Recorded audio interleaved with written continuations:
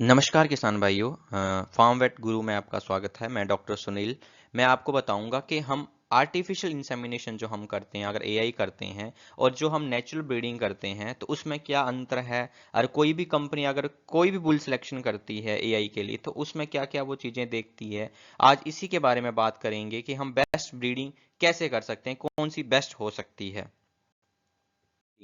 तो हमें पहले पता होना चाहिए ब्रीडिंग होती क्या है। तो मतलब ब्रीडिंग का मतलब है कि हमारे पास जो आने वाली जो बच्चियां पैदा हो वो अपनी माँ से अच्छी हो। किस किस चीज में अच्छी हो, तो उसमें बात करेंगे कि वो पर डे का जो दूध देती है वो उसमें अच्छी हो, और वो गाय 305 दिन तक जो एवरेज दूध देती है उसमें भी वो अच्छी हो। यहाँ पे दोनों वर्ड्स आए हैं कि यहाँ पे पर डे का मिल्क में भी अच्छी हो, और वो एक लंबे टाइम तक दूध देती रहे उसमें भी अच्छी हो।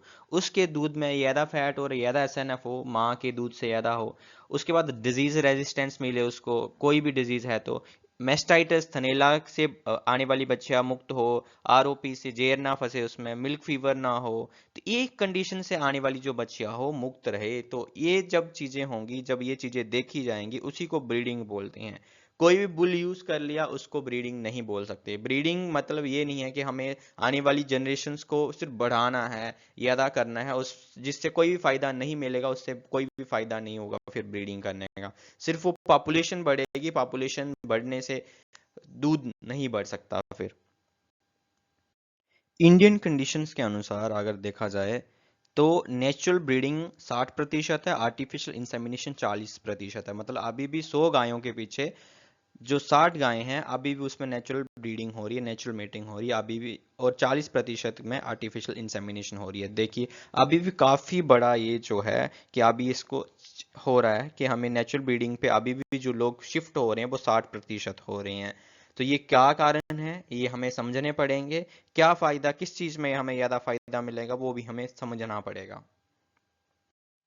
ब्रीड प्यूरिटी को कैसे देखा जाता है, तो आर्टिफिशियल इंसेमिनेशन की केसेस में जब भी गाय जो है, अगर जो हमारे पास सांड आ रहा है, तो उसकी 6 जनरेशन तक पीछे सेम ब्रीड का सीमेन लगा हो, सेम ब्रीड से उसकी मेटिंग हुई हो, तो उसको हम ऐसे वाले बुल को जो है वो चूज होते हैं जब भी ब्रीडिंग के लिए सिलेक्शन किया जाता है। उसके बाद नेचुरल ब्रीडिंग में देखे जाते हैं, जैसे तो कोई भी नॉर्मली क्या होता है कि हमें कोई भी बुल हम सेलेक्ट कर लेते हैं, उसकी कोई भी हिस्ट्री हमें पता नहीं रहती, क्या उसका मदर मिल्क रिकॉर्ड है, उसके मदर फादर फादर साइड कौन थे, मदर साइड कौन थे, तो हमें ज़्यादा ध्यान उसमें नहीं रहता। अगर सीडीसीबी की देखें तो जो भी, अगर वो कैसे देखते हैं, वो पेडिग्री को देखते हैं और साथ में जीनोमिक टेस्टिंग करते हैं। जीनोमिक टेस्टिंग से हर एक चीज़ का पता चल जाता है कि उसमें कोई अगर एचएफ ब्रीड है तो उसमें कोई जर्सी का जीन्स तो नहीं आ रखे हैं, तो वो सारा का सारा इससे टेस्टिंग से पता चल जाता है। बट नेचुरल ब्रीडिंग में हम पेडिग्रीज को भी नहीं देखते, क्योंकि आप गांव लेवल की बात करें तो वो बस एक मोहल्ले में सांड बांधा होता है तो उसको उससे बुलवा लेते हैं, उसके यहाँ गाय लेके चले जाते हैं और ब्रीडिंग हो जाती है। उसका कोई अता पता नहीं है कहाँ से आया है, क्या हो रहा है उसका, तो वो ब्रीडिंग नहीं मानी जाएगी।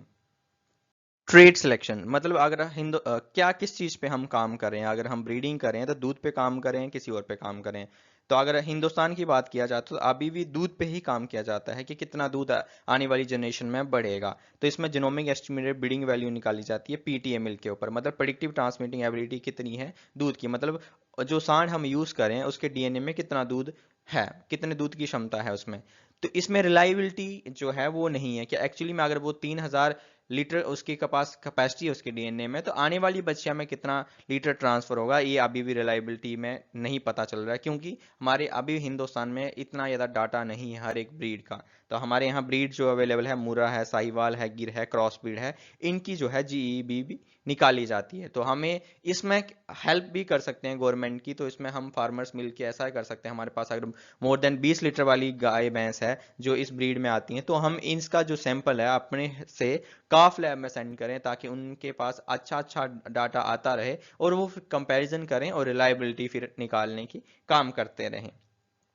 दूसरा है, अगर अमेरिका की बात करें, जो भी एचएफ और जर्सी के बुल इंपोर्ट होके आते हैं इंडिया में, तो उसकी जीनोमिक टेस्टिंग की जाती है। जीनोमिक टेस्टिंग में सिर्फ उसमें जीईबी भी उसको भी बोलेंगे, जीनोमिक एस्टिमेटेड ब्रीडिंग वैल्यू निकालेंगे, बट वो सिर्फ सिर्फ दूध की नहीं निकलेगी, वो पीटीए मिल्क की नहीं निकलेगी, लगभग 50 ट्रेड्स पे निकलेगी, 50 ट्रेड्स पे काम करते हैं वो, 50 गुणों पे काम करते हैं।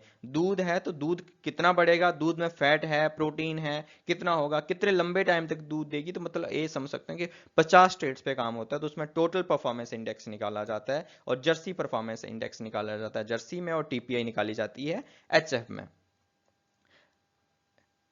अगर नेचुरल ब्रीडिंग की बात करें इसके अपोजिट, तो हमें यह भी नहीं पता कि उस जो सांड हम यूज कर रहे हैं उसकी मदर कितना दूध देती थी, क्योंकि अगर हम हिंदुस्तान की बात करें तो इंडियन कंडीशंस में अभी भी गांव लेवल पे ऐसा ही है, कोई भी बुल यूज हो रहा है, तो हमें ये पता होना चाहिए।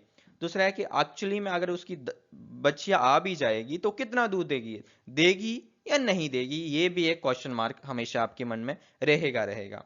अगर अगर वो बच्ची अगर दूध पे आती है तो अपनी माँ से उसको अच्छे थन होंगे, उसमें नहीं होंगे, उसको थनेला होगा, नहीं होगा, उसको बच्चा फंसेगा, कोई भी हम सांड चूज कर रहे हैं तो नहीं फंसेगा। तो ये हमारे मन में हमेशा आते रहना चाहिए कि दूध बढ़ेगा नहीं बढ़ेगा, फैट बढ़ेगा नहीं बढ़ेगा। ये जब चीजें हम मन में आती रहेंगी तो हमें ऑटोमेटिकली नेचुरल ब्रीडिंग की तरफ से हम हट के एआई पे आ जाएंगे। डिजीज टेस्टिंग, तो जब भी एक आर्टिफिशियल इंसेमिनेशन के लिए एक सांड चूज किया जाता है तो उसकी डिजीज टेस्टिंग होती है। तो उसमें 4 से 5 डिजीज की डिजीज टेस्टिंग होती है मिनिमम। तो उसमें ब्रुसलोसिस जो है एक बैक्टीरियल डिजीज है, जिससे गाय जो है बच्चा फेंक देती है 5 से 7 महीने के बीच में। इसके बाद आईवीआर है, इन्फेक्शियस बोवाइन राइनोट्रैकाइटिस है, ये एक वायरल डिजीज है जिससे अबॉर्शन हो जाता है लास्ट टाइमेस्टर में, लास्ट के महीनों में बच्चा फेंक देती है गाय। बोवाइन वायरल डायरिया है, ये भी बच्चा, इससे भी गाय बच्चा फेंक देती है लगभग 4 से 6 महीने के बीच में। अगर टीबी की बात करें तो टीबी का आपको भी पता है, ह्यूमंस में भी टीबी होता है और इनमें भी टीबी होता है, तो ये बैक्टीरियल डिजीज है, इससे बड़ी सारी प्रॉब्लम होती है। गाय जो है वो एकदम इमेशिएट, सूखना स्टार्ट हो जाती है, वो बढ़ती नहीं है। उसके बाद जेडी है, ये जो जॉन डिजीज है, ये इससे क्या होता है कि गाय जो है वो गोबर पतला ही करती रहती है, तो इससे भी गाय जो है कमजोर होती रहती है। तो ये सारी की सारी डिजीज टेस्ट नहीं होती है, ये सारा का सारा जो डिजीज है ये सीमेंट से जाता है। जब भी सांड गाय के कोपलेट करता है, मेटिंग करता है, तो उस दौरान ये जाती हैं डिजीज। तो हमें ये पता होना चाहिए कि हमारी सांड में ऐसा है या नहीं है। हमेशा सबसे पहले जब सांड लाया जाता है उस समय भी टेस्टिंग होती है, और हर 6 महीने पे इसकी डिजीज टेस्टिंग होती रहती है इन सब चीजों पे। तो आपको हर बार मन में ये भी आना चाहिए कि जो हम सांड चूज कर रहे हैं क्या वो सही है या नहीं है डिजीज टेस्टिंग में भी।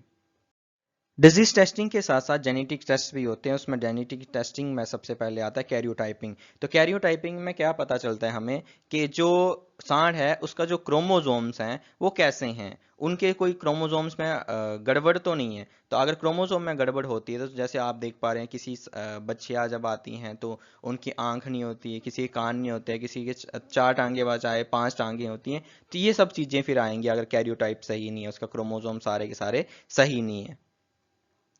दूसरा है सिट्रुलिनीमिया, तो एक इनहेरिटेड डिसऑर्डर है, मतलब जो सांड होता है उसके बच्चों में जाता है। तो इससे क्या होता है कि बॉडी में क्या होता है, अमोनिया, यूरिया ब्लड में ज़्यादा बढ़ना स्टार्ट हो जाता है, और फिर उससे क्या होता है कि किडनी सब प्रॉब्लम, सारी की सारी चीज़ें फिर गड़बड़ जाती हैं आने वाली बच्चियां में। उसके बाद है deficiency of uridine monophosphate synthase, dumps इसको बोला जाता है, कि ये भी एक लिथल डिजीज है कैटल में और खासकर होल्स्टीन फ्रीशियन में। तो इससे क्या हो जाता है कि अर्ली एम्ब्रियोनिक डेथ हो जाती है। तो हम सीमेन भी यूज कर रहे हैं, उससे अर्ली एम्ब्रियोनिक डेथ हो रही है, तो फिर उससे इम्प्लांटेशन नहीं होगी तो कोई भी फायदा नहीं रहेगा, या फिर उसमें मम्मीफिकेशन हो जाएगी बच्चे में। बच्चा जो अगर 3 महीने का भी है तो वो उसी में मर जाएगा गाय के पेट में ही।